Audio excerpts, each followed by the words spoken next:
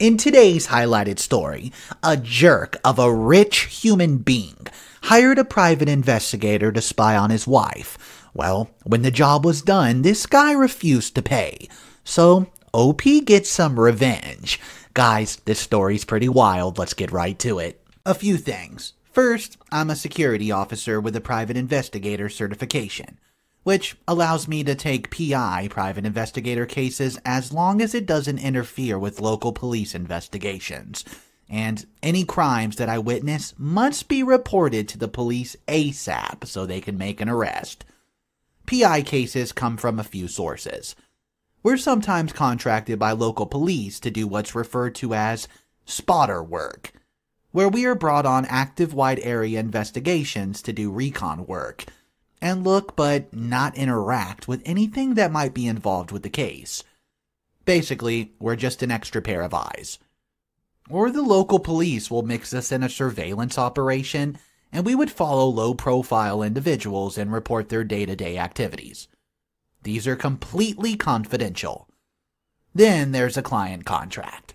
This is where corporate clients contact our company's personal investigations unit to investigate their employees' day-to-day activities while on the job, to see if there's some hint that an employee is committing a crime, and to report if there's a reasonable proof that an employee's breaking the law on company time. The job is to gather evidence to prove guilty or innocence. These aren't confidential, but we usually sign a non-disclosure agreement. Finally, there is personal contracts. When a person wants to hire a personal investigator to do a job, it's usually something along the lines of, a husband or wife suspects the spouse is cheating on them and wants some kind of proof. Or someone's looking for a relative or lost family and trying to reconnect with them. There's no disclosure agreement, and it's up to the client to draw up a disclosure agreement. Most don't, but we keep quiet as professional courtesy. Okay. Now the job description's done, let me tell you what happened. About 3 years ago, I've been hired to do a personal contract. The client, a rich, sleazy snob, was apparently stupidly rich. He hired my unit. When I say my unit, I mean the unit I worked with, 5-man team. He believed his wife was cheating on him with other people, and he wanted to prove this so he could start his divorce. He needed solid evidence. He contracted us in a 6-month contract and was to pay the company X amount of dollars upon completion. So, we set up surveillance cameras all over his large house and in the woman's car with the client's permission. We had at least one of the team tailing her at all times. Good times. Day in and day out, we watched their lives, and in this line of work, you either get detached or emotionally invested, like watching a soap opera. As we watched them, we quickly saw this lady was a freaking saint. She volunteered at a soup kitchen and children's hospital. She helped with local churches' canned food drives, those kind of things. She was the perfect definition of what a good human should be. On the other hand, the husband was a total jerk. He was the one who caught many times bringing women to the house. Sometimes he would bring 2 or 3 girls in one day, and that only what was recorded in the house. We arrived at the 4-month mark, which is basically where we show all the evidence and give the 3/4 report. We show him everything that we found and have a 6-hour debrief with video and audio support, showing that she has not done any wrongdoing other than a speeding ticket and a few parking situations. After we concluded the debrief, he looked stupefied. He said, "So, you didn't catch her cheating? That was the point of me hiring ya." My boss, our captain, turned to him with a serious stare, which is perhaps in the most serious and bad-ass-looking face I've ever seen, and said, "You hired us to investigate your wife. You're unhappy that your wife is honest and faithful?" The snob is visibly annoyed. He stands up and is getting his jacket when my captain says, "Look, there's still 2 months left on the contract. We'll keep telling her and we'll meet again after our contract's up, and I give you any updates." The snob turns to him and says, "Don't bother. This is over. I'm ending it. Come when she's not home and get your equipment out." So, a week later, we did exactly that. Now, fruit for thought. When contracts like this are made, a small portion is paid up front as a commission fee, and the rest is paid at the end of the contract's allotted time. In this case, it's 6 months. Now, pay works like this. The commission is divided up between each PI as a bonus to our salary, and the salary is what we get from the company to get us through the completion of the contract. The remaining balance after being paid by the client is then divided into a cut for competition for the PIs and a cut for the office. Good money when done right. So, fast forward to the next payday after the contract's officially over. My unit gets a call from our office to come in the next day, and there's an emergency meeting regarding us in the last contract. We get there and find out Snob pulled the funding and is refusing to pay us for the work. So, we're getting paid, just not with completion bonus. We all left super mad. We went to lunch and brainstormed how to get even with this dude. Then, we remembered all the house footage of his dirty deeds. At first, we wanted to blackmail him, but that's low, and we're better than that. I remembered the wife, so I reached out to her. I set a date to sit down and explain everything to her. I showed her the videos, and she cried for at least an hour. I think I broke her whole world. It was gut-wrenching. I then advised her to get a lawyer and proceeded to give her a copy of all the collected evidence and my business card. So, here's the aftermath. Fast forward about 6 months. I'm called into court as my company suing him for fraud, breach of contract, and unpaid dues. My company wins the case easily, and his lawyer's argument was that we failed to deliver the result he wanted. But we're not hired to deliver a product. We're hired to observe and report, and we got paid in the end. I was contracted and I was leaving the courthouse by the wife, who thanked me for all the evidence. She got a divorce because all of the evidence I gave her, she got almost everything. His huge house, both cars, and a huge cash sum. Moral of the story, don't try to screw over people who specialize in gathering evidence and reconnaissance. And here's another update. A lot of private messages and a few posts asked about the wife. I promised I'd looked into it, and I did. I got in touch with her, and we agreed to meet with her yesterday. She was delighted to hear from me. We met up at a local coffee shop. And I got to meet her new husband, and she had 2 kids. Both girls are cuties and so well behaved, with him and is pregnant with the third, confirming it's a boy. She's been remarried for almost 2 years now. After a few coffees and idle chat, she told me about her own property revenge story. Now keep in mind, this is what she told me, so take it with a grain of salt.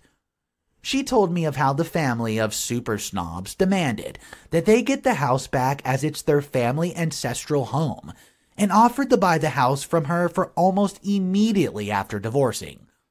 She had a realtor come and evaluate the house. The family wanted to give her $250,000, but the realtor concluded the house value at $1.5 million. The family kept demanding she sells over the following months. She, quote, told the family about the realtor and his appraisal documents, of the house being $5 million. So she would be putting it on the market up for sale for that price, but would sell it to them first because they were like family, and she'll sell it for a discount of $3.5 million. Well, guys, they bought the house with cash the next day in hand. In the pleasant evening with them, as I'm leaving, wife smiles at me and grabs the sleeve of my arm. She says, "Wait, I never got to say this, and I want to tell you, thank you. You're a blessing that rescued me." She then reached in her purse and get her wallet. I think she's going to have me money or something, and I raise my hand to stop her. She smiles and pulls out my old business card and says, "I tried to call you and your company a year ago to thank you, but the number on the card was disconnected. I wanted to know if you could update your contact information for me." I asked her why. She continues smiling. "Because you're the kind of person I like. You were looking out for me when I needed it, and I want to keep you in my back pocket just in case." I updated my contact information for her and was invited with the family to their home for dinner on Friday. The icing on the cake of yesterday is this morning. Amazingly, I just got a call from my boss. Very excitedly, he told me, quote, "We specifically have you a new client who's offered you a 5-year employment contract.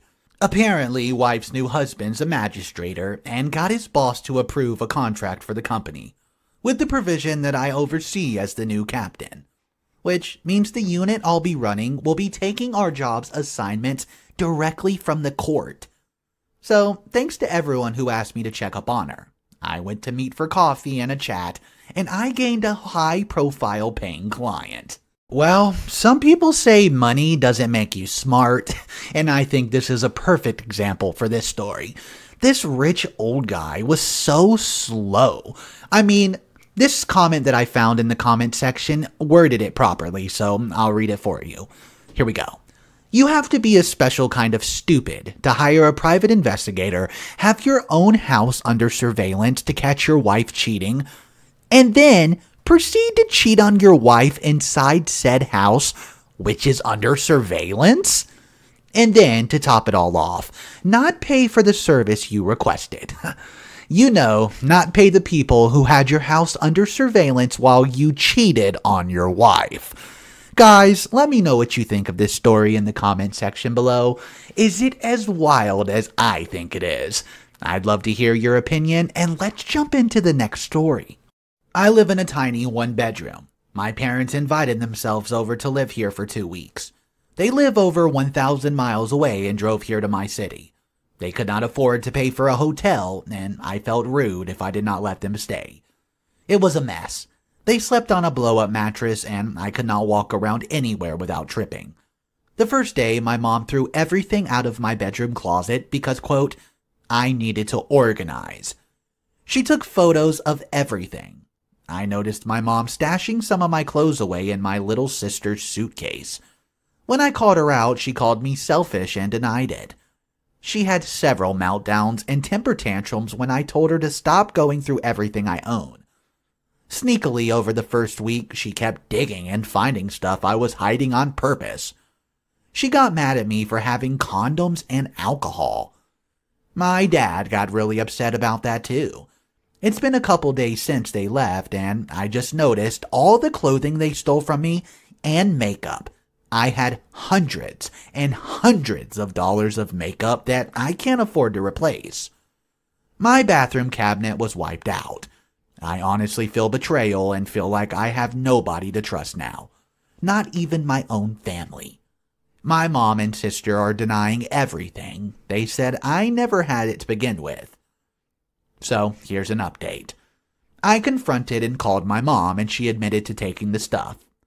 There were some things that are gone, but she won't admit to it. She paid me back for those items and sounded distraught on the phone. I told her it would have been cheaper to send a package, but she says it would be more expensive. I doubt that. She just wants the items she took. I don't know why she wouldn't use that money to buy them herself, instead of using used makeup. My dad's gonna find out the stole things when he sees that, if he didn't already know. That was the first time she's had an angry tone with me since I was in high school. My sister admitted to taking one item, but I know she has more. I don't even know where to start with my clothes. They took items I wore less in my back of my closet, so I can't even keep track. I'm definitely not letting them come back, though, and they don't have a key. I originally moved far away to escape them, but over time I've let my guard down because I'm not around them as much. If I ever go back home, I'm gonna do some digging. I'm still in shock and don't really understand how I feel right now. My mom did this because she thought I wouldn't notice. She asked for items I had while she was here, and I told her no. The morning they left, my mom told me to sleep in while they were packing, and she took those items. I don't know, guys. I think OP is underreacting in this situation. I mean, her family drives 1,000 miles to come see her, and they don't even seemingly care about her. All they do is pick apart her house, steal her clothes, electronics, and does who knows what with it. I wouldn't let that slide, personally. Let me know exactly what you guys think of this story in the comment section down below. I would love to hear from you. Okay, that's all the content I have for you today. I hope you enjoyed it. Mr. Reddito does daily videos on both channels. My main channel, which is just Mr. Reddito, and this channel, Mr. Reddito Stories. I hope everyone has an amazing night, and I'll catch you in the next one.